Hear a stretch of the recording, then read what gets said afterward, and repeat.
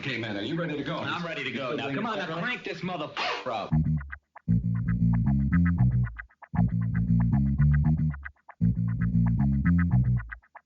Break it down like this.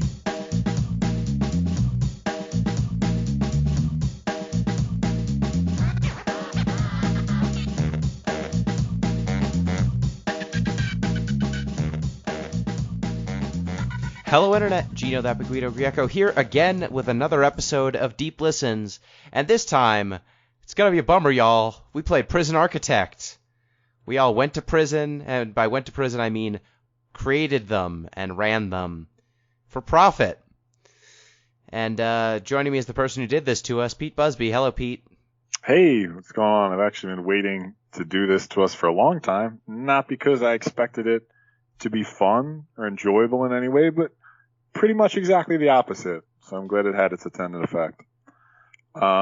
Because things are going to get really bummer really quick, I have an actual fun fact for this week's fun fact.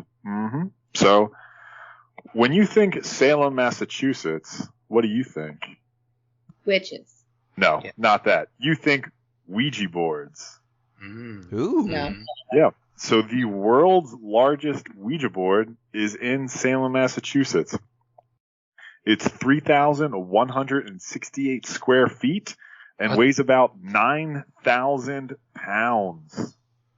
Just the thing you move around, it's called a planchet. Just that planchet weighs 400 pounds. Well, good thing it moves itself. Well, yeah, no, you don't have to move it. That's tough. Think of all the witches that will move it. Because, like, do you know how real Ouija boards work? Satanism. Or Ghosts. It's unconscious movements. So like your body moves things and you're not aware of it. But I don't think that really works once the planchet is 400 pounds. So I don't know what happens now. It must actually be ghosts. It's only operated by the world's strongest men, and all it ever says is protein. Like, ooh, how is it moving? They have pictures of it. They call it Ouija-zilla. Yep. They have pictures of people with, like, hard hats around the planchette. It seems like it's a hazard to move it. I love it. Very large, but I think it could be larger. It could be like a football field. Take that, world's largest ball of yarn. You haven't killed anyone. It's one of those. I feel like it's one of those Guinness World Records where it's just like no one else tried, so whatever they ended up with, it would be the world's largest. Yeah, for sure. I mean, So for they me, stop halfway. yeah, they could have stopped but didn't. Mm-hmm. If some sort of occult nonsense were to accidentally summon a ghost or goblin, it's got to be that Ouija board, right? Oh, sure. Oh, yeah. This summons the Stay Puft Marshmallow Man. I just think that the National Guard should set up a defensible position around the Ouija board. I think we should just burn it now. Why take the chance? But you can't burn the Ouija board. That might There's be like the thing that summons stuff. That unleashes it. But there's like a special thing that you have to do if you're gonna get rid of a Ouija board. Yeah, it's a biohazard pickup sort of thing. Like Christian relics you have to bury. Maybe it's like that. You just bury it. Yeah, there's for sure. Hold on. Look, if Jumanji was any sort of indication, if there's an accursed board game, you throw it in a river. And that deals with it forever. True. Once those drums start, you get out of there. Do not follow this advice. We are not responsible for what happens if you throw a Ouija board in the river. That voice you just heard is M. Palladino, Mistress of Games. Hello, M. How's it going? Hello. It's going. I can't believe that in my year of torturous video games, Pete put all of my picks to shame. Mm-hmm. Hoisted by your own petard. Yep. I really need to step up my game if this is going to be a year of torture. And that other voice you heard is newly minted Master of Psychology, Noelle Grieco, my sister. Hello, Noelle.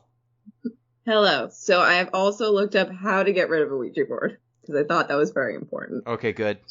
So either you bury it, you can give it to someone else, I so was it right. takes your demons from you, You use holy water. You return it. That you got it You from. can get evil store credit. Yes. You can donate it to charity, because that seems like a good decision. Get professional help for disposing of your Ouija board. Throw it in the trash, which seems to negate the other several methods that they've already proposed, or recycle it. So Recycle it. Oh no, now the ghosts are in several different parcels of printer paper. Staples all across the country.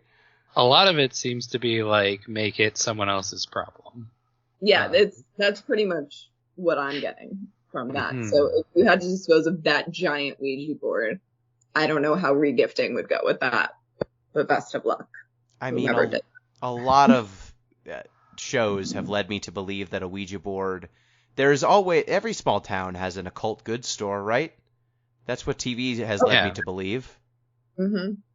So that's where you get a creepy mask that haunts you or something. Yeah, you get a magic 8-ball that keeps asking, Mhm. why haven't you killed your friends yet? Yeah. So, somebody has to sell monkey's paws. Mhm. Yes. They're not going to curl themselves. All right. Well, before we discuss Prison Architect, we have to do our normal housekeeping. You can support the show at patreon.com/deeplistens. You can get in touch with the show at deeplistens on Twitter, deeplistens@libsyn.com. We have our comment sections, and deeplistenspodcast@gmail.com. If you were to support us on Patreon, you maybe could end up on our Discord. Well, you will end up on our Discord, but if you say cool stuff and cool things happen, you could end up on the Discord report. The Discord report. Boop-a-doop-a-doop-a-doop-a-doop. This week on the Discord, we had a fundraiser. We did. You want to talk about that? Yes. So we did an emergency Giant Bomb Community Endurance Run. I helped organize it. We did it for the National Network of Abortion Funds. So the same charity we told you about in the last two podcasts that have come out on this feed. We put together a fundraiser for 3 days of gaming marathoning. We raised over $3,000 for abortions across the U.S. Hopefully that'll give a few people, a little bit of help in a difficult time. So if you want to donate as well, you can, find the Giant Bomb. It was the GBCER 12.5 was the official name we went with. But if you just want to go straight to the source, you can always donate at, let me get the URL for you, abortionfunds.org/donate. That is another way you can also donate. So it was good. We had some good events. Abby Russell, formerly of Giant Bomb, formerly of G4, streamed Phantasmophobia, which is appropriate with the Ouija board discussion. Mm-hmm. Which if you have I heard she was killing it. Yes. She raised like half the money herself. Good for her. Yep, she did an outstanding job. Phantasmophobia is basically a video game where you play as the ghost hunter idiots that are on, I don't know, the History Channel. But they're really ghosts. And you have to figure out what the ghosts actually are. So we should play that at some point. That game seems fun. We should. It's better if you have people to play it with. Yeah, for sure. We did Nikki Rooney, friend of the show, who plays games with his feet, beat Cuphead with his feet from start to finish. That's impressive. I can barely beat Cuphead with my hands. Yeah, and I just turn on the controller and I start sweating uncontrollably. It's terrible. Yeah, and his Cuphead stream got picked up by IGN, retweeted him, and said, "Hey, check out this dude playing Cuphead with his feet." And so he had like 70 people in chat going, "What the hell is going on here?" Nice. So that was very cool. I played some Bloodborne for charity. Did you like that? And I sang some ditties. Bloodborne's better than Elden Ring. I like it more. Damn. Okay. It's It's a snappier. hot take, bro. We're gonna get some emails. That's fine. I just think Elden Ring, it's too long, and Bloodborne is less obtuse. It's much more focused. How could anything partially written by George R.R. Martin be too long and obtuse? Well, see, the problem with the George R. It's the obtusity in Bloodborne is because it's eldritch horror. But they do some cool stuff with the eldritchness. One of your stats is insight, and the more insight you get, the more you notice things that should not be there in the world. Yeah, shit gets weird. It's pretty good. Like I said, when I picked Elden Ring, I really wanted to pick Bloodborne, actually. But it was timely. Yeah, when I played Bloodborne, at one point I stood in an area and then got picked up by what appeared to be like a purple sphere, and then I died. And then I went back to that spot later on when I had more insight, and I saw some stuff explaining what the purple sphere was, and that was upsetting. So yeah, Bloodborne, I liked it. We also did an Exquisite Corpse run of Fallout 3. So like I started a save with a character named Goody No Murders, and then passed that save on to someone else who picked up where I left off, and then they passed it on to another person, and we all continued the story of Goody No Murders. Is that what a corpse run is? Exquisite Corpse, it's I believe a improv term. So it's an accursed term. I think I know of it, like, there are these little booklets, and they have, like, a head part, and a body part, and a feet part, and then you can flip through and make, like, a different body and head and feet, depending on, like, what arrangement it's in. Or you, like, do a drawing and then fold it so the next person can't see what the drawing was, but there are, like, lines that they can go off of. Then you make some weird, like, amalgam thing. That's Exquisite Corpses. Yeah, that's the idea. That was what we were going for. So we ended up with our character going in directions. But that was fun, and, we raised a good deal of money. So thank you to everyone who watched, thank you to everyone who supported, and thanks to everyone who participated. It came together real fast, and I'm proud of how much we were able to raise in such a short period of time. So with that, I think it's time for my obsession of the week. And this time, I think my obsession is going to be there's a bird's nest on my front door. Little finches. Ooh, finches. Yeah. Boo. Yes. Boo. This is a hard anti-bird podcast. You don't like them? No. They're Aw. demons, and they should be well acquainted with the Ouija board. That's all it is. Yeah, she's scared of birds, which And whose fault is that, Gino? Whose? it's The birds. Is it certainly your not fault? mine. Yeah, huh? Why would it be mine? Yeah, you didn't exasperate it at all. I didn't do any. Look, that bird landed on your head of its own volition, and then that other time as well. Uh-huh. And then who was the one that said, if you come downstairs, I'm going to let the bird out? Who did that? My cousin had a parakeet. She did not like the bird, and I wanted to spend time with my cousin, so I threatened to release the bird. I didn't just not like the bird. It got stuck in my hair. It's not my fault that your hair is very voluminous. I'm tired of you already. Excellent. Full of secrets. Yes. Her hair's full of deception and secrets. And birds. And birds. Literally multiple birds have gotten stuck in her hair. What were you saying? Before we move on, because it seems like we're about to transition. Yes. I wanted to, check with our listeners, because for some reason, we have a very large spike in listeners, particularly in South Africa, which Nice. Okay. we do not know why that has happened, and they seem to have stuck with us. So if you are a listener in South Africa, leave us a comment or send us an email explaining how you found us. Yes, please. Because we are so curious. It's inexplicable. The spike, it was precipitous and large. And, we would like to know if you found this show. How? Did someone write graffiti in Johannesburg? I don't know. But Thank you, all of our new South African listeners. All right. So, Prison Architect, Pete, you did this to us. Explain why. I did. So, I've always been interested in, I shouldn't say always, for a long time now, I've been interested in prison reform. And we've generally created these pits where we throw way too many people into for way too long with no sort of help at all.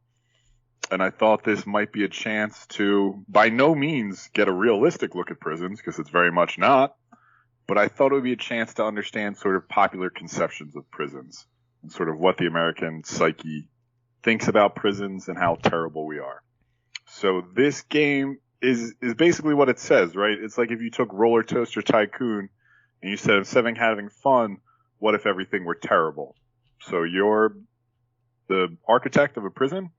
If you play sort of free mode, you start with, X number of dollars, and you can build out a prison however you see fit. You can give, rehabilitation programs. You can create certain facilities. You can just put everybody on lockdown and be sort of a draconian monster the whole time. And you basically persist long enough to either sell your prison or achieve one of a series of horrible, horrible fail states.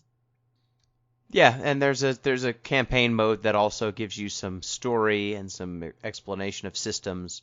But yeah, basically the elevator pitch is it's Roller Coaster Tycoon but prison. So I guess first question, how did this game make us feel as an experience, right? So like we can talk about this game, and I read some reviews. Many of the reviews treat the game as a sim first and as a social commentary or a thing to be experienced second, and I think that that's the exact wrong way to look at it. I think that you need to look at what this game is, how the commentary, does it work, does it not work? Because, look, there are plenty of sims that play A-OK, that don't tussle with topics as serious and as fraught as prison. So, how did this game make you feel? This game made me feel gross, almost immediately. If we want to jump into the opening sequence, because it drops you directly into story mode when you start up the game. Your first mission is to create a electric chair. You are doing corporal punishment in your prison, and that kind of sets the tone right off the bat. It's not great. There are things that we shouldn't gamify, I think. And I would say probably like the death penalty is one of them.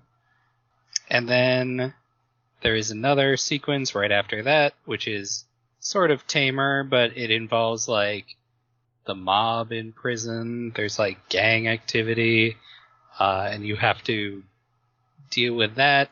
And then there's a whole ass prison riot sequence.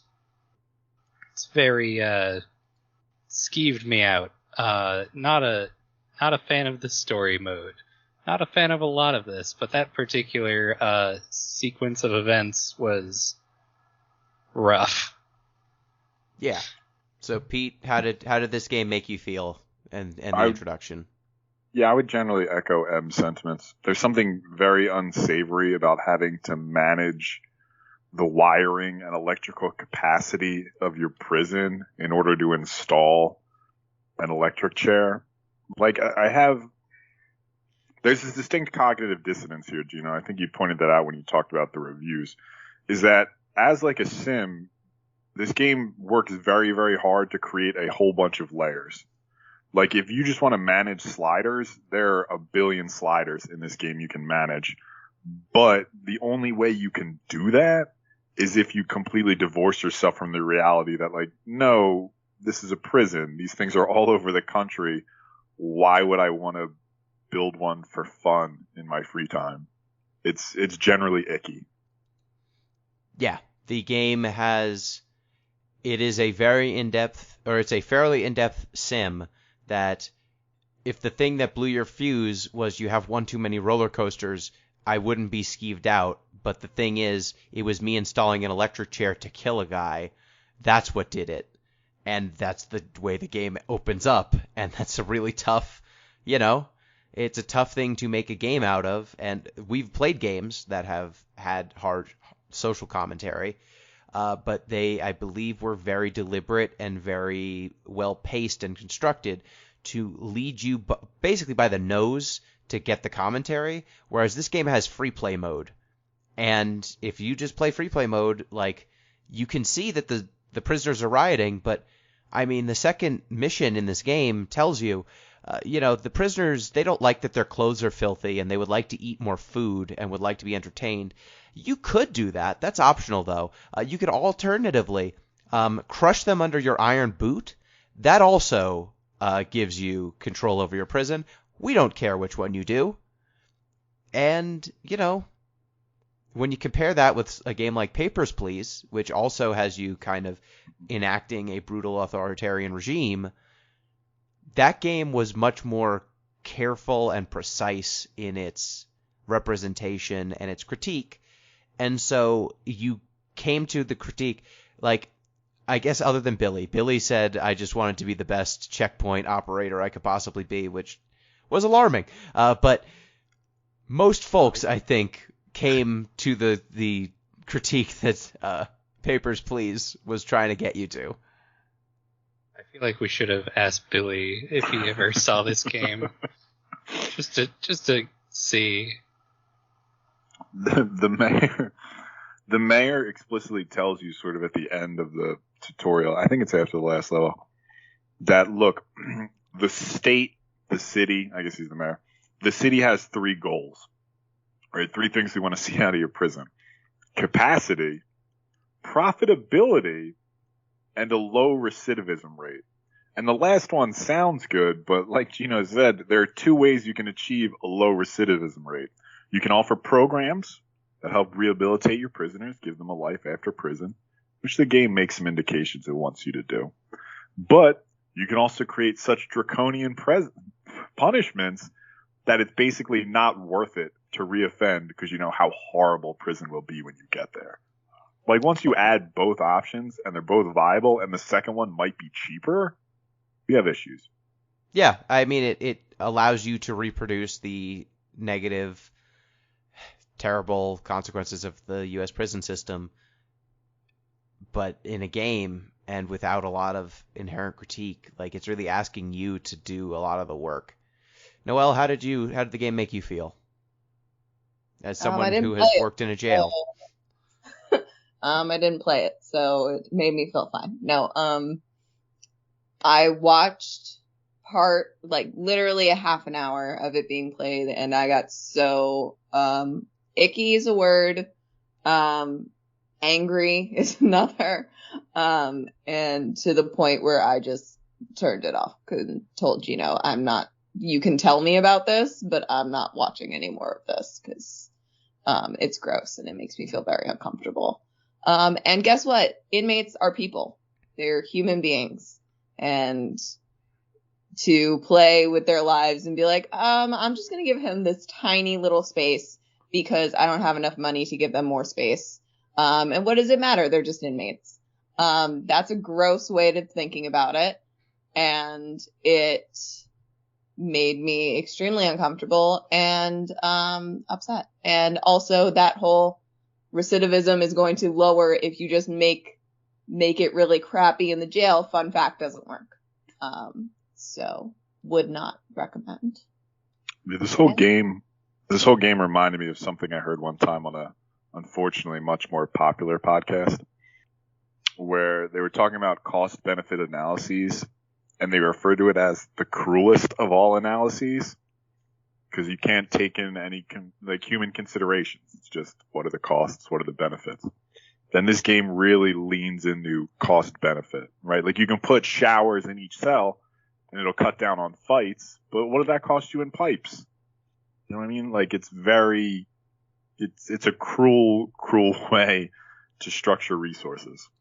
Yeah, and I think what Noelle brought up in terms of the prisoners themselves in this game, they are all little beans with, like, if you click on a prisoner, they will have a backstory and, crimes that they committed and their sentence and all that sort of stuff. But you're at macro scale, right? You're not at the micro scale of individual prisoners. You're operating a large prison. So at a certain point, it all just washes over you, just the same as in Roller Coaster Tycoon. You can click on any individual person in your park, and it will say how nauseous they are or how much they have to go to the bathroom. But it's different when you're, creating, like, the goal of the game is to create big roller coasters as opposed to, I don't know, helping this person get over alcoholism and keep them from being shivved.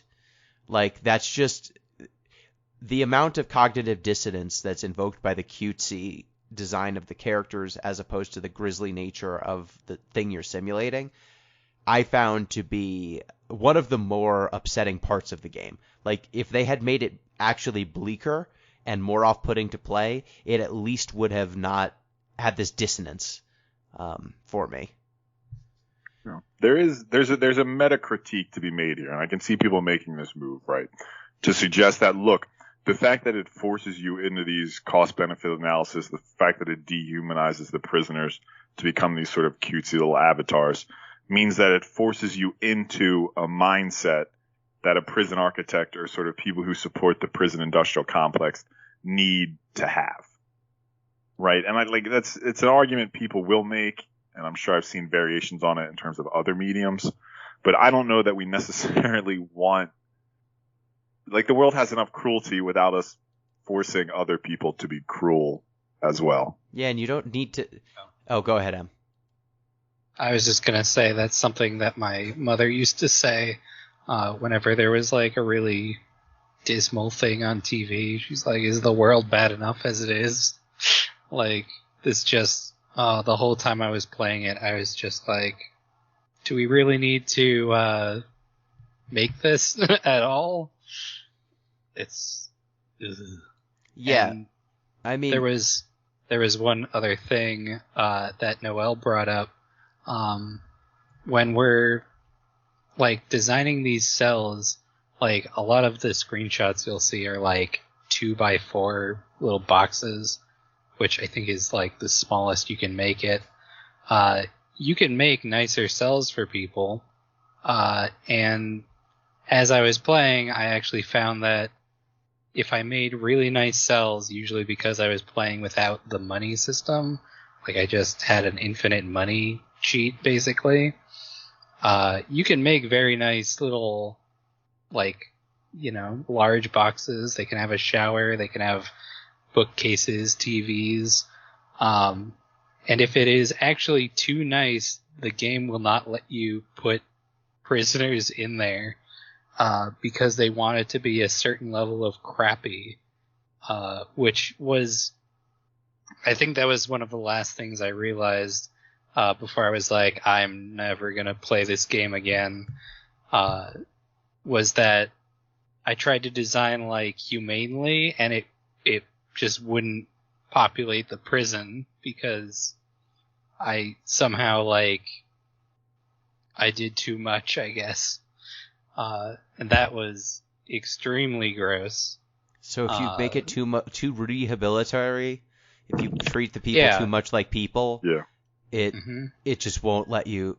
It literally won't let you put people in there because they need it to be below a certain threshold, I guess. Yeah, the explicit mechanic is a privilege system. So, like, based on a prisoner's sentence, how long they've been there, sort of, what they've done in the prison, I guess, they accumulate a certain level of privilege, and they're matched to cells based on that. So the lowest prisoners just get holding cells. Prisoners who, are, like, let's say model inmates, I guess, get nicer in cells. But yeah, you can't go more than 2 privilege levels, or like 2 nice cell levels above an inmate's privilege level. So it basically enforces a hierarchical system of housing. Yes. Yep. That's when I knew there was nothing keeping me playing this game. It had nothing interesting to say on the matter of reform, I think. I also think, to Pete's point earlier of, like, the argument that you could make of, like, this shows the dehumanization of inmates within the system. Sure, that would be like a great thought if that actually came to fruition at some point in the story of, and this is why like things need to be changed or something like that, like some type of message actually being sent. But seeing as, and correct me if I'm wrong, because again, I've watched 30 minutes of this, it doesn't seem like there's any kind of overarching moral story throughout this. I would argue the opposite, because even if you took, like you did, let's take a radical approach, right? Let's try to make this as humane a facility as possible. Let's make it largely focus around rehabilitation. Let's try to minimize the amount of violence that's occurring here, the amount of force that's being used. Let's do that, right? Let's try to take the lessons that this game is trying to impose, that, you know, prison is hell, it's terrible. The game will actively stop you from making something that much better. It only can speak in the language that current prisons are operated in. It can't. Its vocabulary does not allow for a radical reimagining, which I think is a fundamental failing of a game like this. Yeah, I would agree with that. Yeah, if your model for a prison game does not allow for a reimagining of what prison can mean and what the function of it is in society, especially if you're going to say, well, recidivism is something we want to keep down and we want to keep violence in the prison down, like, then you handcuff me to, and then you also handcuff me to make sure that I can't. Like Pete said earlier, this allows you to empathize with people who are running a fundamentally broken, corrupt institution. Right? It just allows you to empathize with them. It does not allow you to imagine a world where they're not necessary. Also, think of how much of a better game it would be if you could actually create a prison that could be beneficial for the people within it and actually help recidivism and help these individuals. Like, imagine how much better this game could be if that was even just a possibility. I was really trying to find it. Like, I think like 3 times I was like, no, this game is irredeemable. And then I stopped playing it, and then I was like, maybe there's a method of making it like somewhat tolerable. And then I went back and I tried it again. I put like, let me check my Steam. 17 hours, just because a lot of it was spent like actually building the things. I mean, everything is made like by little guys in real time or sped up time, so it's hard to say how much of that was like playing the game or not. But like I really, like, I don't want people to be like, you just didn't play it enough, because I played too much of this game, I think. I gave it like 3 tries, and each time I was like, no, it's just, there's nothing here. It's just making me feel worse the longer I look at it. Yeah, it's also a shame that, like, you can't even reproduce prison systems that exist in other countries that don't treat people this way. Exactly. Like, there are other countries that don't take this approach. Go ahead, were you trying to say something? No, I was thinking about, like, the prison system in, I think, Sweden, or... It's either Sweden or Denmark. Yeah. If you know more about it, you can talk about it a little bit, because I just know what I've seen, like, on the internet. But I know that it's very much geared towards, like, we're going to actually treat you like a human being, and that's going to, like, give you the resources to recover, as opposed to we're going to lock you in a cell, like a little 5x5 cell with a bed and a toilet, that this game seems to want to emulate. Yeah, that's what I was trying to go for when I was like, all right, I'm going to give everyone their space. And then the game was like, can't do that. So No, sorry, that's too much space. This is Mhm. and also I would also argue this game doesn't necessarily go far enough the other way either, because there are American prisons, like I don't remember the name of, there's a prison in Louisiana that I believe is on the grounds of a former plantation, where the prisoners are actively used to work the old plantation grounds with Mhm. like guards on horseback with guns like over them. Just the most direct reproduction of slave conditions possible. Like the fires in California every year are fought by inmates who have been conscripted basically into firefighting service. Like the actual realities of U.S. prisons are also not met here. It does not display the actual level of violence, and it also does not allow for radical reimaginings. So the purview of this game is just so vanishingly small when compared against the scope of the system it's trying to reproduce, that I think it fails as a critique. And that, look, I don't need another roller coaster tycoon, right? I'm not just jonesing so much for a management sim that I will play any old management sim that comes to me. Maybe there's someone who that is the case. And judging by the reviews for this game, it seems like that was the way it was reviewed by 90% of reviewers. Was like, Yeah, they're super positive on Steam. Yeah, it's wild. I don't know what people are on, but yeah, it's like, well, this is one of the best management sims I've ever played. And it's like, sure, fine, it's a fine management sim, but I don't know, I'll play a management sim that's 2% less that isn't evoking all of this stuff uncritically. There is, Gino, like I completely agree when you say it potentially doesn't go far enough in the respects you mentioned. But there is one way where I think it goes very far. And it almost, if the game knew what it was doing, it would border on critique. But it's sort of, so Foucault, everybody always talks about Foucault all the time in grad school. They love him. But he wrote this very famous book called Discipline. take a shot. Listeners at home, take a shot. Pete said Foucault. Yeah, he does come up a lot. But he wrote this very famous book called Discipline and Punish, right? Where it's about how we've switched from a system that punished acts. So like if you murdered somebody, they would, we'll use that example. If you stole, they would punish you for stealing, but you wouldn't necessarily be labeled and psychologized as a thief, right? An identity. And eventually we came to a disciplined society where like this whole apparatus for like monitoring people and bringing them in conformance with these ideals and labeling them and dealing with them that way, a disciplined society emerged. And this game, with its many sliders for like warmth and food and violence and just sort of like psychological well-being, becomes one of the ultimate examples of that disciplined society. Like if prisons could monitor each and every one of their inmates with these hyper-specific sliders, I'm sure they would. And I'm sure they're trying to with their surveillance technology. So that's like the one respect in which like you could see like, oh, like this is the future the disciplined society, the carceral society wants. And ideally, according to them, they'd get there one day. But the game's so wrapped up in its management simulation specificity that it never quite grapples with that.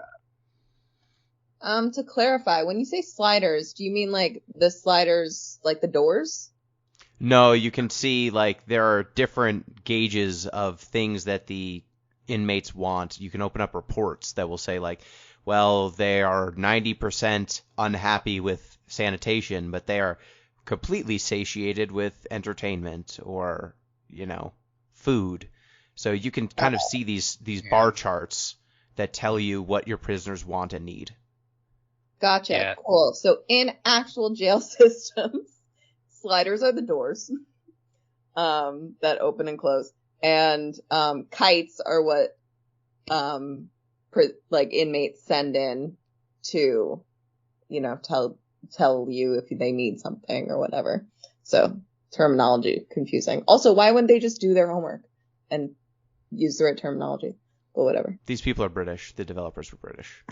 Oh, okay. Yeah. Sliders is also just a general video game term. I don't know if they called them that in this game in particular. Yeah. Gotcha. In this game, you basically have like a clipboard that you can open up, and then one of the tabs in the clipboard is just labeled needs, and then it's got like bladder, bowel, sleep, food, safety, hygiene, exercise, family, recreation, comfort, environment, privacy, freedom, clothing, drugs, alcohol, spirituality, literature, and luxuries. That's a little helpful. Yeah, it's like the ultimate commodification of. It's like if you took Maslow's human hierarchy of experiences. need, and just made it an Excel sheet. This is what you would end up with. Yeah, and then as prisoners get more dissatisfied, a bar goes up, and then as they like relieve that need, it goes down. And if there's a big problem with an area, it will like max out basically. So this is how you know what you need to focus on in designing your prison. But I don't know. It's hard to tell because like sleep will go way up when it's late in the day, and then as people are sleeping, the bladder and bowels will go up. So it just like fluctuates so randomly, it seems. So it's hard to tell like if you're doing a good job or not. Yeah, and also like once you've tried to address some of these symptoms, it takes some time to take effect because, just because you built a canteen doesn't mean everyone's gone through the canteen to alleviate their hunger. So there's usually a delay, and some of these needs are in conflict with one another. So yeah, like they have a remarkable amount of detail, but ultimately it's detail layered atop a system that is fundamentally flawed. So it's, it's a wonderful tapestry they've made, but it's such a flawed concept that it doesn't move me. So Pete, speaking of Foucault, the Panopticon is him, right? Yes. Well, like he appropriated it from more historical sources, but yes. Okay. Do we feel like this game is trying to be a panopticon, and can you define that for listeners? Sure. The panopticon, the original conception of the panopticon was an actual physical structure. So you build a prison where it's basically a hub and spokes. So you put a guard in the center so he can monitor all the prisoners all at once. But you can take that a step further. If the prisoners can't see the guard and they never know when they're being monitored, it's as if they were being monitored at all times. So you can monitor them with fewer people, basically. Foucault took that and sort of made it metaphorical to suggest, look, the panopticon isn't a physical structure anymore. It's sort of this social structure we live in that's constantly monitoring. But the fun part about Prison Architect is you can then make that literal again, because you can install CCTVs. So you could create this sort of hub and spoke structure where your prisoners are constantly monitored at all hours, at all times. I do think the issue is I don't think this game necessarily considered the fact of surveillance. So like you can suppress inmates with guard towers and armed guards and things like that, and they'll basically get a status effect called suppressed. But I don't know if they're necessarily aware of being monitored. Yeah, the game does not necessarily accurately represent just being under the crushing boot of the fascistic prison you've made. No, but like I said, those sliders are basically a representation of what the perfect panopticon would be if it could be achieved. It's spooky. Because of the nature of it being a god-like entity lording over this prison, we have access to all of these little bits of data, and it is both really creepy and not accurate to the prison experience because we would need a lot of surveillance to do it. Yeah, and you're also assuming like a level of care and attention to detail that I don't know. It's like, Noelle, I would love to get your insights here as someone who's worked with people who are incarcerated. Like how does any of this stuff resonate that we've been discussing, like in terms of the reforms or in terms of how this game kind of dehumanizes, I mean, very literally dehumanizes the subjects of it. Do you have any insights? Like the dehumanization of inmates? Yeah, I 'Cause- mean, Pete was just mentioning like you could set up the most dehumanizing prison possible, and this game does not. Your prisoners don't seem to know it. Oh no, prisoners are very aware because they're human beings and they can see that there's cameras. These are people. These are smart individuals that are very aware of the situation they're in and the circumstances of it. So yeah, I mean, I think that very much the inmates are dehumanized. Very much just the food alone is disgusting. Again, I worked in two technically jails. So no prisons. So I can't speak to the actual prison, experience, but, the jail experience I have very limited, exposure to. And yeah, I mean, they're dehumanized constantly. You have to pay for pretty much everything. If you don't have money on your books, then you can't make phone calls. You can't get food that's edible. I mean, you get like the regular food that they pass out every day, but it's gross. So yeah, it really is I mean, I guess just like they make it seem in here, it's a money game. Everyone's there to make money. The prisoners are making them money just by being there, and also are being forced to use their money, their family's money, to get their basic needs met. Noelle, you might not have been privy to this information, but do you know what sort of attention level there is to these sort of needs we've been talking about? Like, I know there's not like a spirituality, yardstick or a family one, but is the same attention played to like the individual, like warmth, food, those sorts of needs at the prisoner level? So like, to clarify, sure, it was a confusing question. What? That was a confusing question. Okay. But do you mean just like, do they have a means to like make their needs known, or do the people that are running it have those needs in mind and already are proactive in making sure that they're being met? I guess my question is how, like, to put a pin on it, how closely are they surveilled? Like, these management games depend on very sort of close surveillance, and I'm wondering how closely that mirrors the actual jail procedures.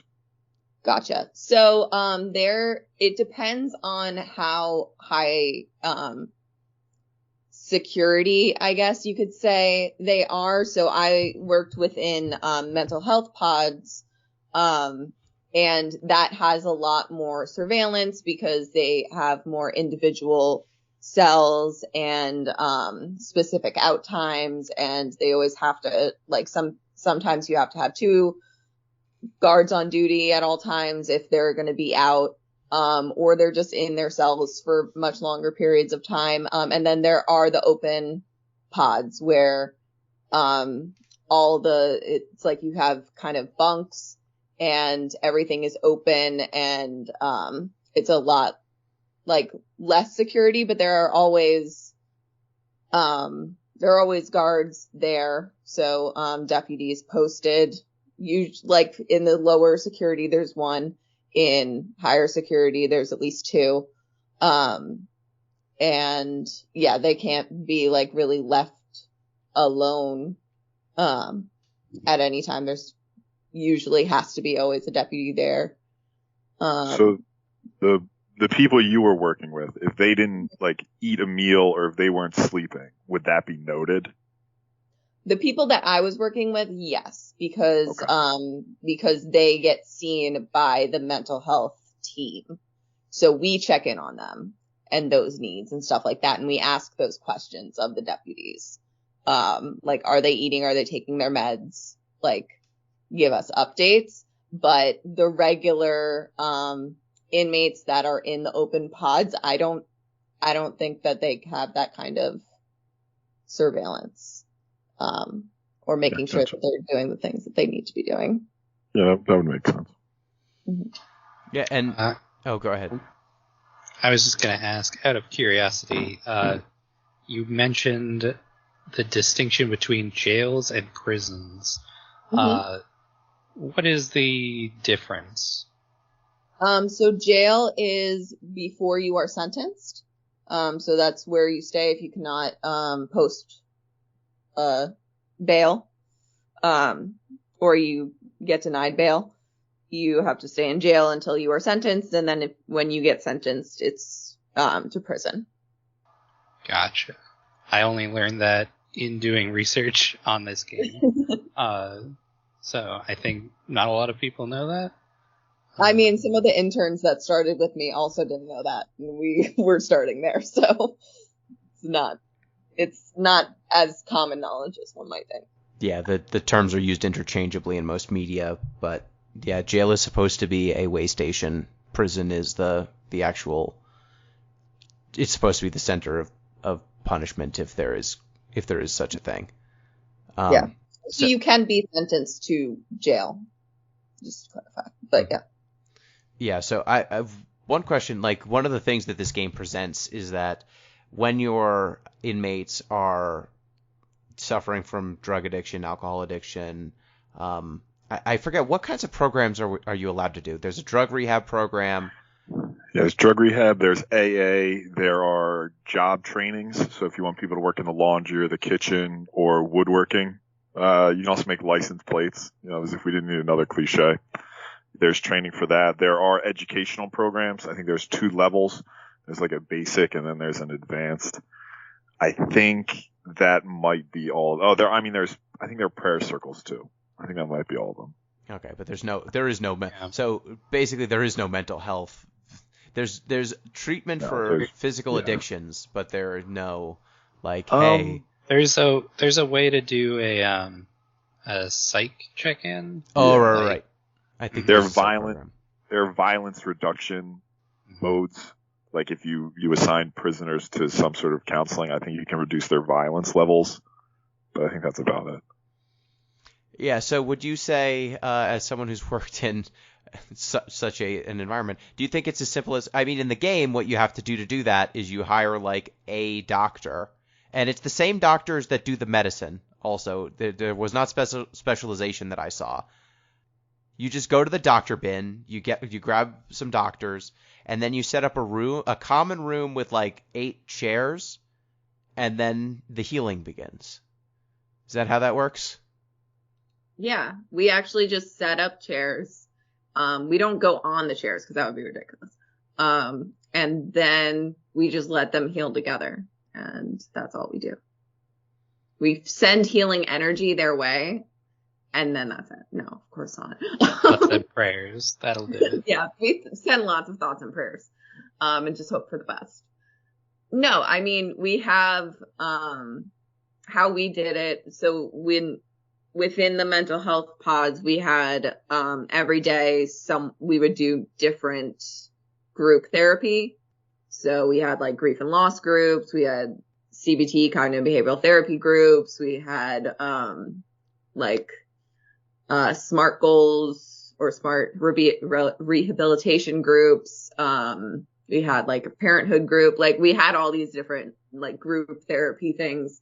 And then we also had individual therapy for people both in the mental health pods and outside the mental health pods. And you can pretty much send a kite in and request it and then we would come and triage to make sure that they are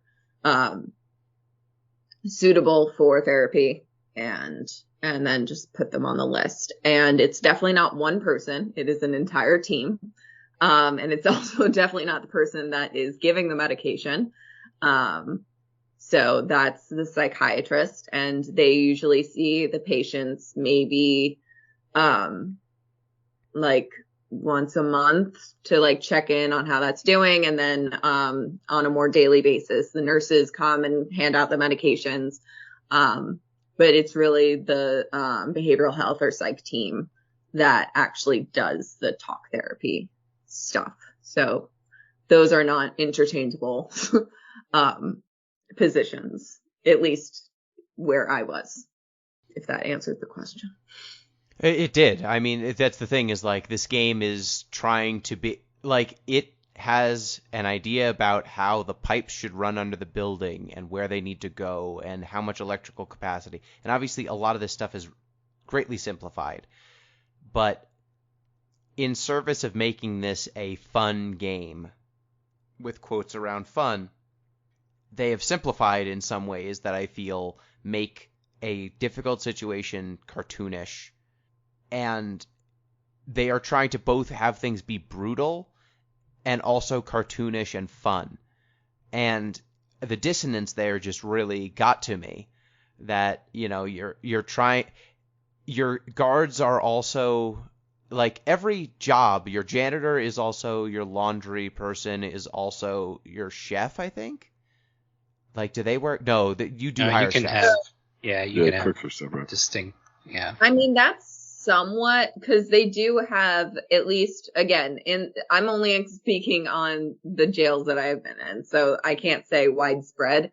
But there are usually tier porters, which their job is basically to kind of clean up the pod and like distribute food and whatever, and then they have certain privileges because they're the porter.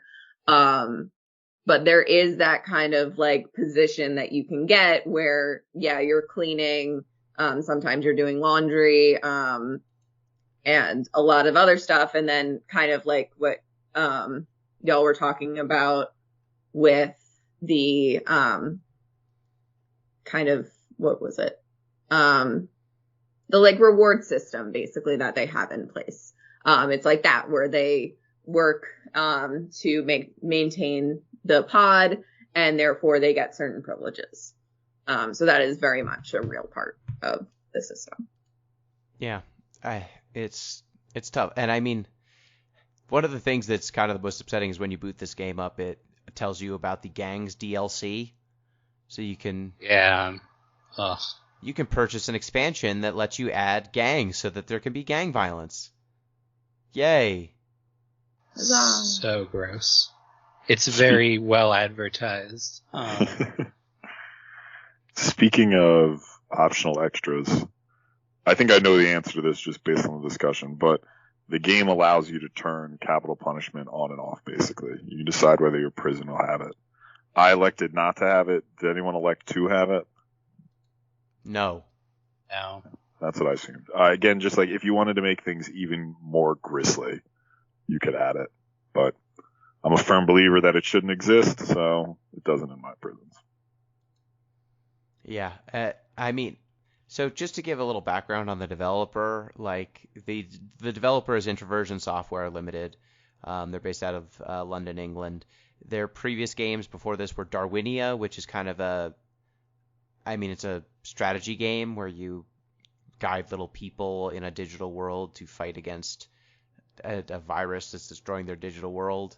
And then they made DEF CON Everybody Dies, which is described as a real-time strategy game based around two major world powers attempting to annihilate each other through large-scale deployment of nuclear weapons. Another cheery topic. Yeah, the only way to win DEF CON is to lose the least stuff to nuclear war. So, like, this developer has not shied away from difficult topics before. Maybe they should. Maybe. Well, that's one answer. Maybe they should. Other answer is maybe when you're going to be this. Maybe don't make it a management sim. You know, DEF CON it does the like War Games giant map sort of thing, and I think that is a representation because of War Games that resonates with people, the movie War Games, whereas this, look, like the characters look like, I don't know, The Escapist. Like, remember those like zero punctuation videos? Yeah. It looks like that, and it plays like X number of Tycoon games. There are so many different ones that your metaphor, like, you need to make a more radical move with your gameplay, I think, to make this resonate.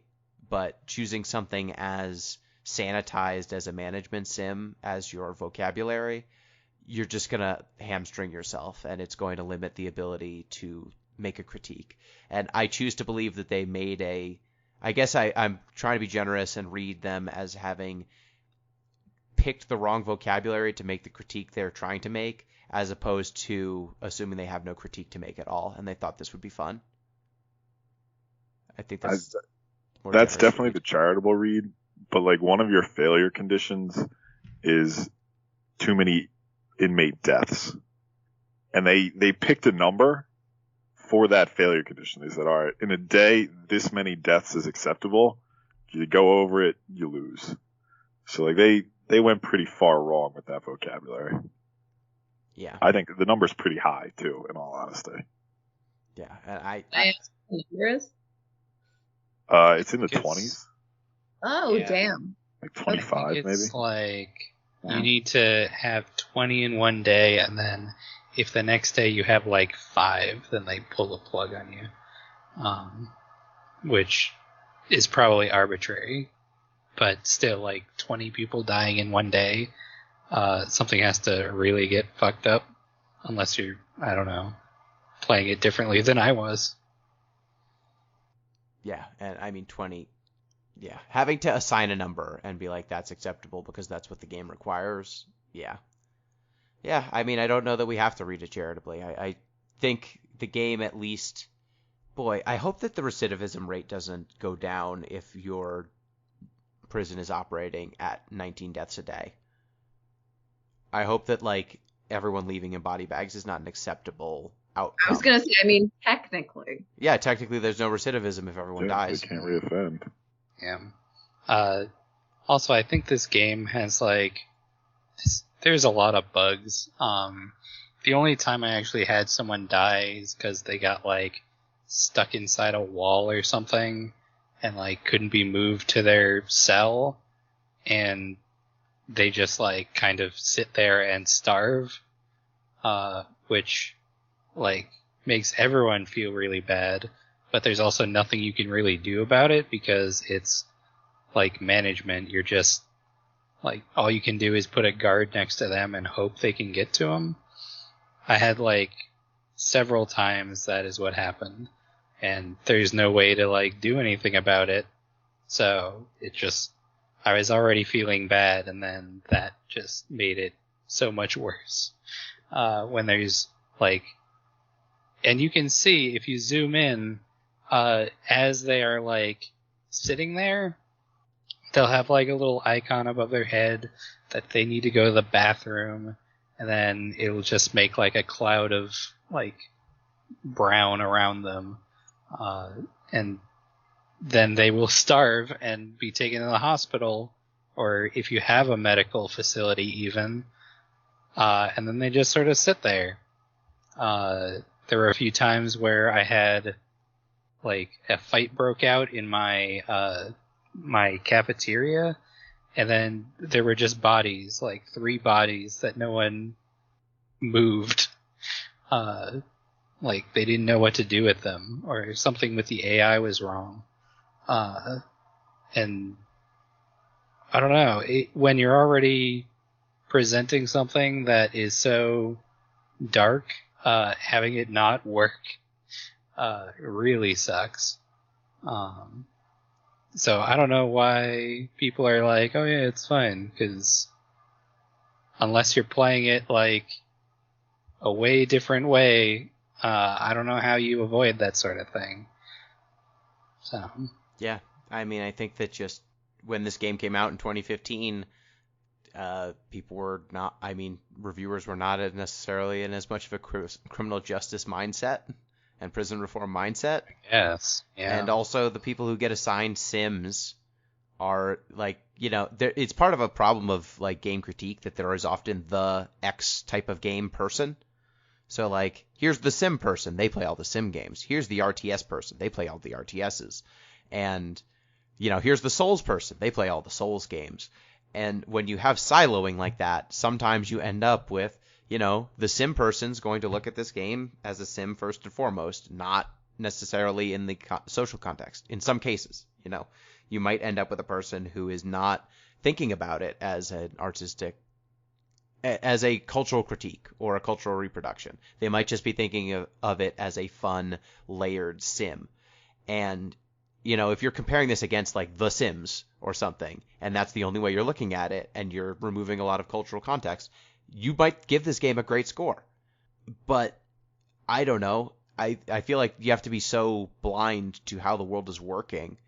And this game not going far enough, like even the most critical review I read was a GameSpot review that gave it, I believe, a 7 out of 10, because The Sim, they said, was quite good, but it's blind, it's at best ambivalent or inarticulate in its critique, and at worst it's reinforcing negative stereotypes about prisons and prisoners.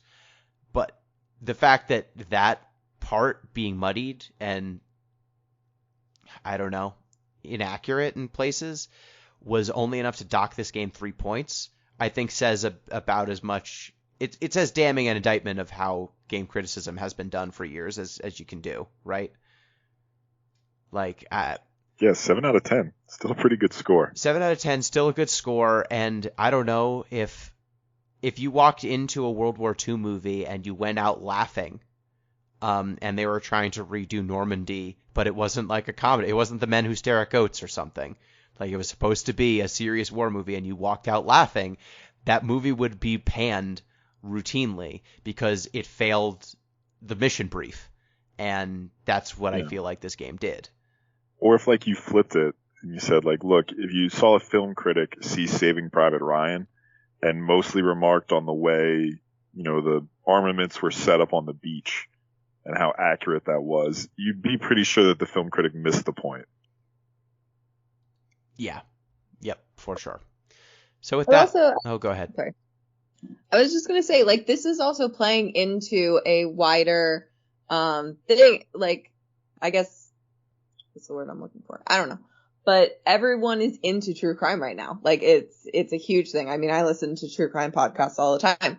But there is this fascination with the criminal justice system and inmates and prison life and all that stuff that this does feed into, and it feeds into it in that most stereotypical cliche way that sometimes people are craving because that's what they know of this setting.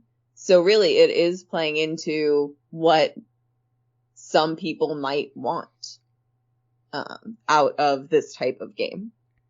Yeah, definitely. Yeah, not every player is going to be someone who wants radical prison reform. Some people are just, but man, putting my head in the mind of someone who's just like, what I'm going to do? I've had a long day of work. I just need to sit down, turn off the politics, relax, and you know what I'm going to do? Build a for-profit prison. Turn off the politics. But think of also, like, I have never gotten so many questions about what I do for a living at all, aside from working in the jail. Like, everyone wants to know what that's actually like and what that actually looks like, and what the inmates are like. Like, I've never come on this podcast and you've been like, so what was it like to be a teacher?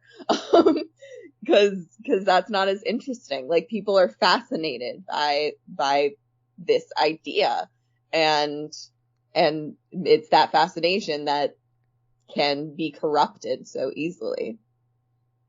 For the record, we have brought you on to talk about other topics beyond this. No, I know, but like, it's not like, okay, and then how did your day-to-day look?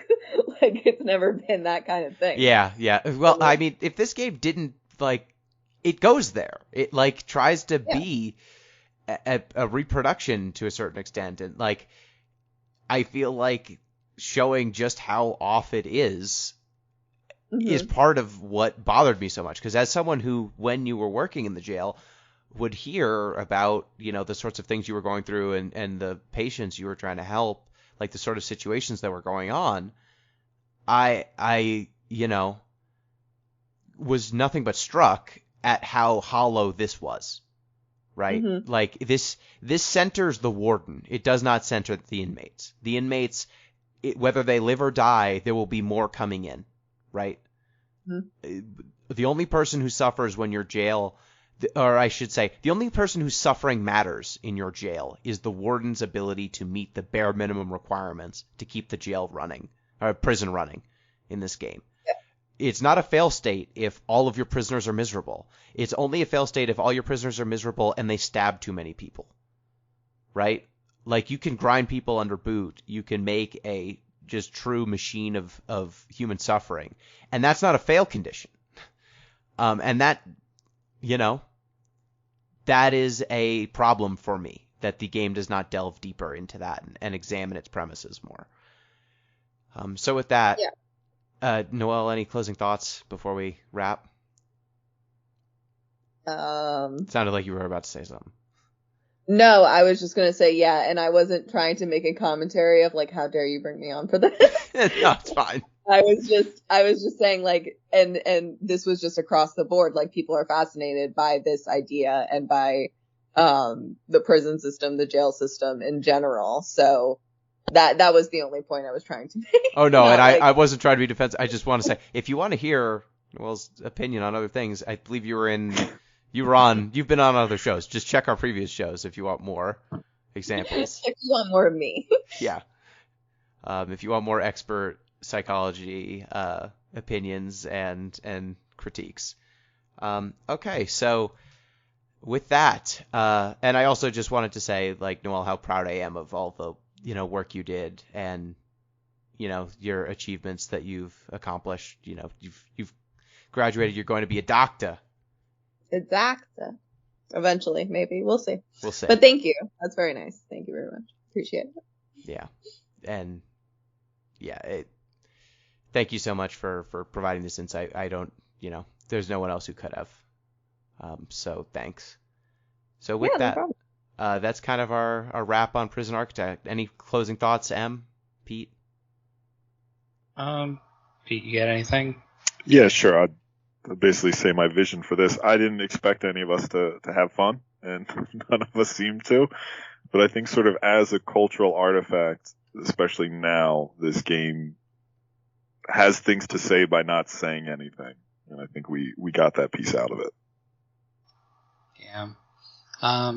When I was in my MFA program, I was in a class which was run by a poet, Mark Novak, who worked in prisons for a while, and he had us look at the Attica Uprising.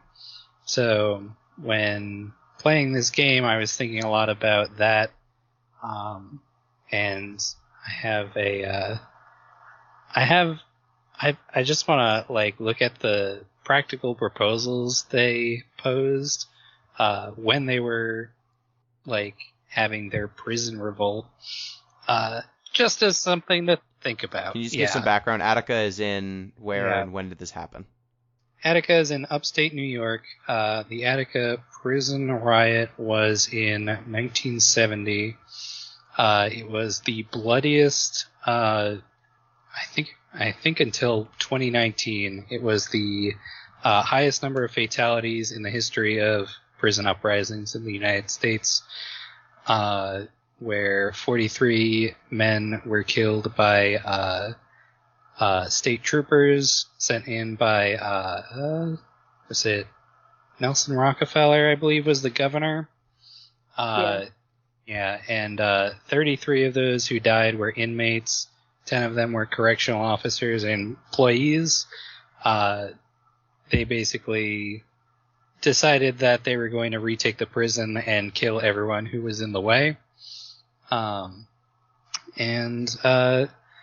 They had a list of about 15 proposals that they were demanding basic human rights. And while I was playing this game, I was like, I wonder how many of these are actually things you can affect. I don't think we have any answers as far as that goes, but and also thinking about how many of these are still applicable in the prison system today. So I'm just going to read those off. There's 15 of them, so it might take a minute, but here we go. Practical proposals. Apply the New York State minimum wage law to all state institutions. Stop slave labor. Allow all New York State prisoners to be politically active without intimidation or reprisals. Give us true religious freedom. And all censorship of newspapers, magazines, letters, and other publications coming from the publisher. Allow all inmates at their own expense to communicate with anyone they please. When an inmate reaches conditional release date, give him a full release without parole. Cease administrative resentencing of inmates returned for parole violations. Institute realistic rehabilitation programs for all inmates according to their offense and personal needs. Educate all correctional officers to the needs of the inmates, i.e. understanding rather than punishment. Give us a healthy diet. Stop feeding us so much pork and give us some fresh fruit daily. Modernize the inmate education system. Give us a doctor that will examine and treat all inmates that request treatment. Have an institutional delegation comprised of one inmate from each company authorized to speak to the institution administration concerning grievances quarterly. Give us less cell time and more recreation with better recreational equipment and facilities. Remove inside walls, making one open yard, and no more segregation or punishment. That's basically what they were asking for, and 33 of them were killed, and the people who were working at the prison were killed for demanding that. So, and that was 50 years ago, almost exactly, a little over 50 years ago. And here we are. The prison system is not at its highest point. It was highest in 2009. Took a big drop in 2020 because COVID got a lot of people released. But it is on the upswing again after that. So think about it. Just stuff to consider in your daily lives. We will. Any closing thoughts? Any other closing thoughts? Well, rather than playing this game, if people want to actually know what prison life is like and hear it from the people that are living it every day, there is a podcast. It's called Ear Hustle. Very good podcast. Very good podcast. It is run by people that are in the San Quentin State Prison. So would recommend that as an alternative to playing this game, which, is disheartening and awful. All right, cool. Well, with that, I believe it is now time for our pick for the next show. We might have a variety show up next, but what game were you gonna pick next? It was my pick. I was gonna have you guys pick a number from 1 to 5, and then I would pick based on that. Okay. So if you want to set up the next game, sure.